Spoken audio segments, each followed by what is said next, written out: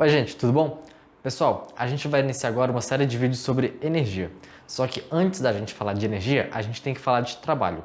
Qual que é a nossa definição de trabalho? Imagina o seguinte, eu tenho esse meu corpo aqui, por exemplo, no chão. Eu vou aplicar uma força nele. Olha só o que vai acontecer. Eu vim aplicar força. Como consequência dessa força, ele começou a se deslocar, certo? Parei. Ele teve um certo deslocamento. Essa força aplicada nele realizou um trabalho. Ou seja, eu tive que transferir energia para esse corpo para que ele percorresse uma distância, beleza? Essa energia fornecida por causa dessa força é trabalho, certo? Então, vamos analisar essa situação que vai aparecer na tela de vocês. Olha só. Esse corpo está aqui em cima dessa trajetória e essa posição que ele está aqui é de onde ele vai sair. Então a gente vai chamar de posição inicial. A gente vai aplicar uma força nele bem aqui, olha só.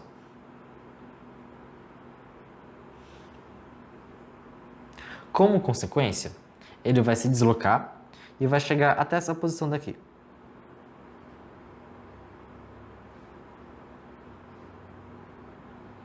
Essa é a posição final dele. A gente pode representar o deslocamento dele através de um vetor, que seria esse vetor daqui. Perceba que para esse caso, a nossa força está paralela ao vetor de deslocamento, certo? Se essa força fez com que o nosso corpo se desloque, ela realizou o trabalho. Então, para essa situação particular, a gente pode falar que o trabalho causado pela força é igual ao módulo da força multiplicado pela distância que o móvel percorreu. Então a gente sempre vai usar essa fórmula para calcular o trabalho de uma força constante. Só que essa fórmula ela só vai funcionar quando a força estiver paralela ao deslocamento. Volta aqui para mim, gente. Esse caso é um caso muito particular. Nem sempre a gente vai ter a força paralela com o nosso deslocamento. Muitas vezes ela vai estar meio torta, ou ela vai estar para cima ou com alguma inclinação. Olha só. Aqui nós temos o nosso bloco e agora a força vai estar aplicada assim. Perceba que ela está fazendo um certo ângulo com a nossa horizontal, olha só. Perceba que o deslocamento do corpo está em cima do eixo X. Certo? Nesse caso, a gente vai ter que decompor a nossa força. Tem que lembrar da aula de vetores, certo? Essa força F pode ser decomposta em duas componentes. Uma componente vai estar em cima do eixo Y e a outra componente vai estar em cima do nosso eixo X.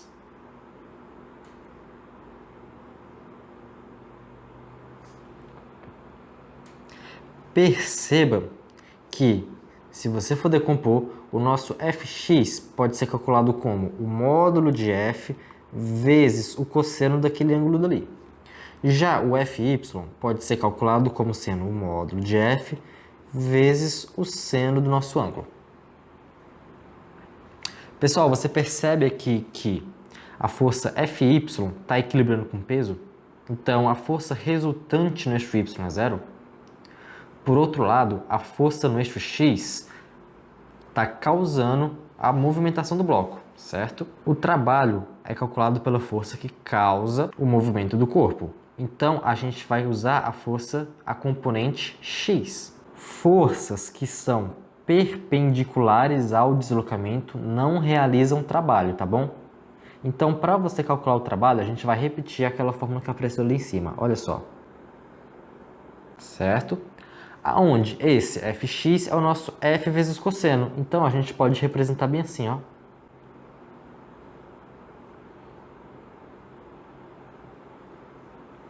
Como está todo mundo multiplicando, não importa a ordem que eles aparecem, certo? Então, eu vou colocar o cosseno depois do D. Então, para a gente calcular o trabalho, vai ficar desse jeito. Certinho, pessoal? Essa aqui é a fórmula geral para calcular o trabalho de uma força constante. Onde o W significa o trabalho, o F é a força, o D é o deslocamento e cosseno é o ângulo entre a força e o deslocamento. Pessoal, perceba aqui que o trabalho ele pode ser positivo ou negativo dependendo do valor do nosso ângulo. Olha só, nesse primeiro caso, qual que era o ângulo entre a força F e o deslocamento? Não era 0 graus? Se você colocar 0 graus nessa fórmula que tem um cosseno de 0 vai dar 1, né?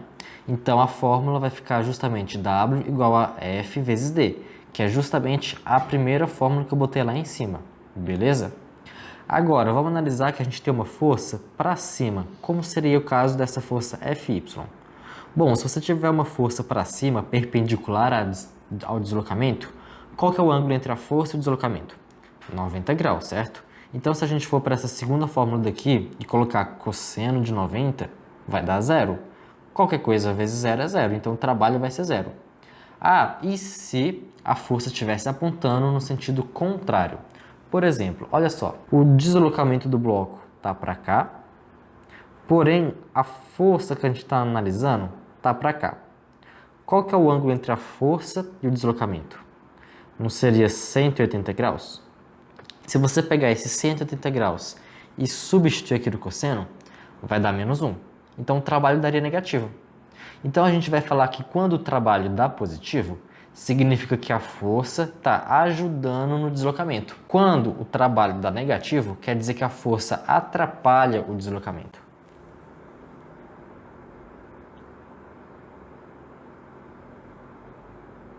Perceba que para uma força realizar trabalho, tem que ter deslocamento. Por exemplo, imagine que você está na academia. Você pegou aquelas barras lá e está levantando peso. Opa, percebe que quando eu estava aqui, minha mão estava aqui, ela veio para cá. Tá vendo que teve um deslocamento? Então a minha força realizou o trabalho. Mas agora imagine isso, eu peguei muito peso. Eu peguei aqui, tô fazendo força, tô tentando levantar, mas eu não tô conseguindo sair do lugar, minha mão. Teve deslocamento? Não. Então, apesar de eu estar realizando muito esforço, a minha força não está realizando o trabalho, tá bom? Para realizar trabalho, tem que ter deslocamento. E essa fórmula que eu apresentei para vocês só serve para forças constantes. Quer dizer que com o passar do tempo, ela está sempre tendo o mesmo módulo. Show? Vou mostrar para vocês agora como é que a gente calcula o trabalho de uma força variável. Ou seja, uma força que está aumentando ou diminuindo com o passar do tempo. Olha só na tela de vocês. Pessoal, se trabalho é a quantidade de energia que eu tive que fornecer para o corpo ao longo do deslocamento, caso a força esteja ajudando, a unidade do trabalho vai ser a mesma unidade que de energia. A unidade de energia é joules, então a unidade do nosso trabalho também vai ser em joules. Sempre que você tiver uma força variável, você vai ter um gráfico da força, do valor da força em cada ponto do deslocamento. Nesse gráfico você pode ter qualquer tipo de curva, você pode ter uma reta, você pode ter uma parábola, hipérbole. Eu vou colocar essa curva específica daqui, ó. Certo. Sempre que você tiver um gráfico força por deslocamento, a área desse gráfico daqui vai ser numericamente igual ao nosso trabalho. Então a gente pode escrever bem assim: a área é numericamente igual ao nosso trabalho, certo? Geralmente a figura que vai estar aqui dentro vai ser um triângulo, um quadrado, alguma coisa que vocês sabem calcular a área. Só que, por exemplo, digamos que aparece uma figura estranha, tipo essa que está aparecendo aí. Como é que você calcula a área disso? Você pode dividir em áreas menores. Então, por exemplo, essa figura pode ser dividida em aqui, ó. Aqui. E aqui. Aqui é a área 1, que é um triângulo, você sabe calcular. Aqui é um retângulo, você sabe calcular. E aqui é outro triângulo. Você calcula a área 1, depois a área 2, depois a área 3. Depois você soma todo mundo. O resultado disso vai ser a área total. Aí você vai ter o nosso trabalho total. Beleza. Pessoal, eu falei para vocês que aquela primeira fórmula lá, ela serve apenas para uma força constante. Legal. A gente vai continuar estudando forças constantes. Só que tem dois casos em particular que ela não vale. Ela deixa de valer quando você está calculando o trabalho da força-peso e da força elástica. Então esses dois casos a gente chama de casos particulares. A gente vai trabalhar com esses casos agora. Olha só.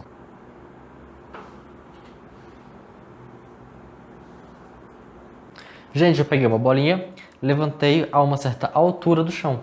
Essa altura eu vou chamar de Hzão. Para onde que está a força-peso? Não está para baixo? Vamos desenhar ela. Essa força-peso é a força que eu quero calcular o trabalho. Quando eu soltar minha bolinha, ela vai cair, certo? A trajetória dela na queda está representada aí por essa linha pontilhada. Legal, vamos calcular o trabalho aqui. Vamos escrever aquela primeira fórmula. Perceba que a força está paralela ao deslocamento. Então o cosseno aqui vai valer 1. Então a nossa fórmula pode ser reescrita dessa fórmula. Perceba que a nossa força F é o nosso peso.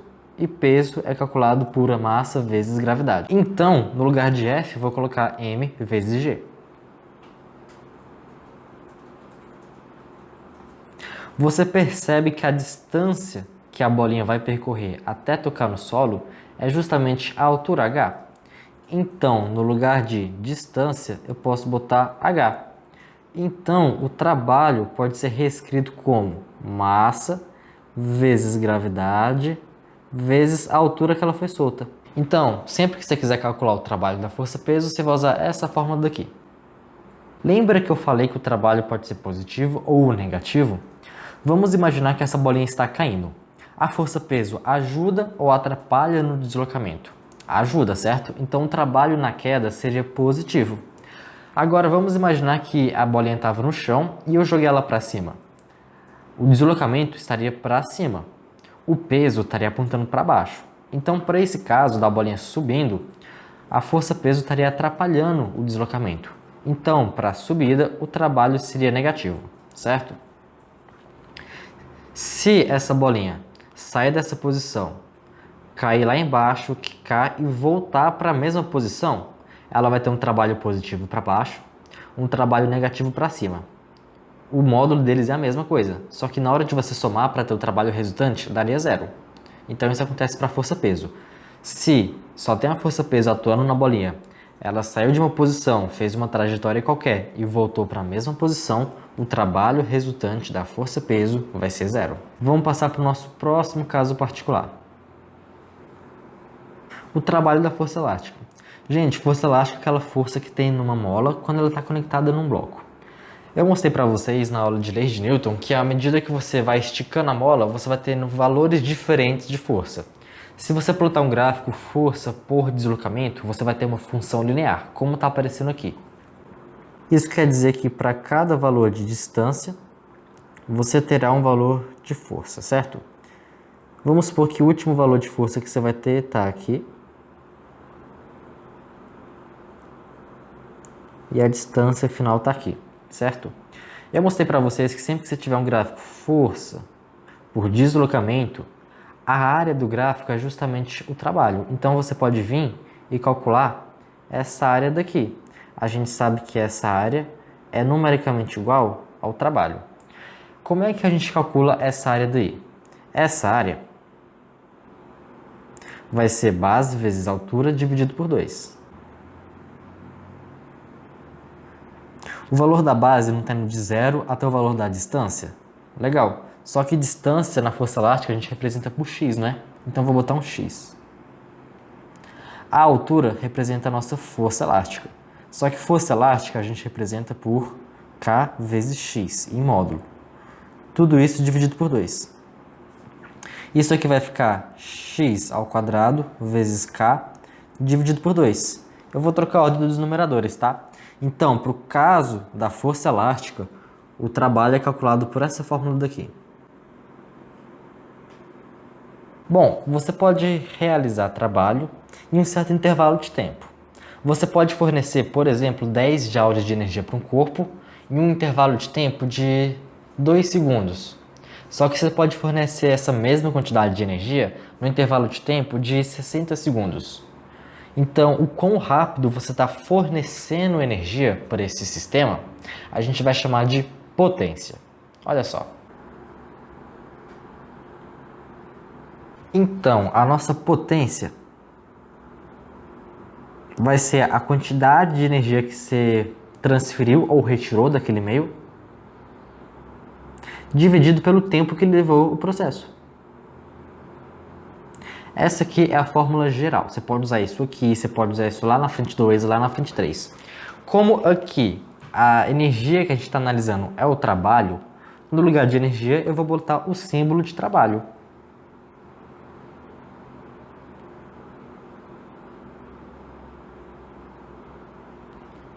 Então, essa é a fórmula que a gente vai usar quando a gente quiser calcular a potência, tá bom? Vamos para as unidades. A unidade de trabalho é joules. A unidade de tempo é segundos, não é SI. Então, a unidade de potência é joules por segundo.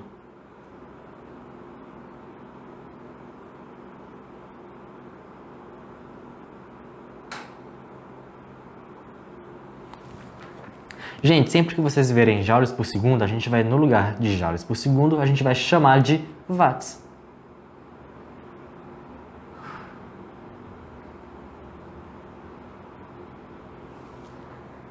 Certo? Então, sempre que você vê watts, você tem que subentender joules por segundo.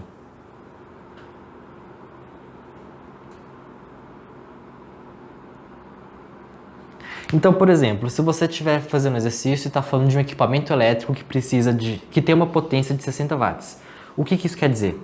Quer dizer que ele está consumindo 60 joules de energia a cada 1 segundo que passa, tá? Perceba que a potência e o tempo são inversamente proporcionais. Quanto maior o tempo, menor a potência. Olha só esse exemplozinho que eu vou mostrar para vocês bem aqui. Você vai transferir 100 joules de trabalho para um corpo. Só que você vai fazer isso em dois casos. No caso 1, você levou 10 segundos para fornecer essa energia. No caso 2, você levou 5 segundos. Então a potência em cada caso é o seguinte, vamos escrever a primeira fórmula com as letras.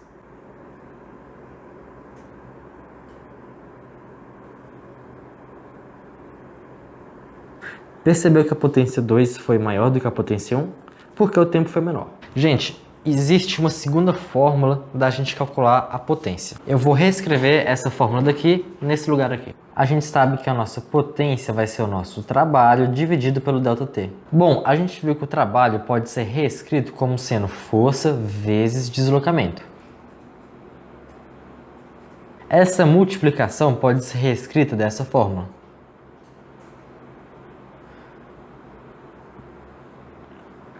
Lá na aula de cinemática, a gente aprendeu que distância dividido por tempo é a mesma coisa que velocidade média. Então, a nossa potência pode ser reescrita dessa forma. Você vai pegar a força que está atuando no seu bloco e multiplicar pela velocidade que ele apresentou durante o deslocamento. Lembrando que essa velocidade tem que ser constante, tá bom? Professor, qual fórmula eu uso na questão? Depende dos dados que o exercício te forneceu, tá bom? Tem casos que essa primeira fórmula é mais conveniente e tem casos que essa segunda fórmula é mais conveniente.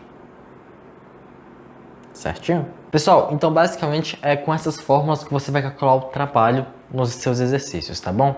Dá uma treinadinha nos exercícios. Gente, deixa em o comentário se vocês querem uma aula de exercícios sobre esse assunto, tá bom? Se tiver muita demanda, eu faço um vídeo sobre isso, tá? Qualquer eventual dúvida também coloca nos comentários, certo? Então é isso aí, gente. Abraço, até a próxima.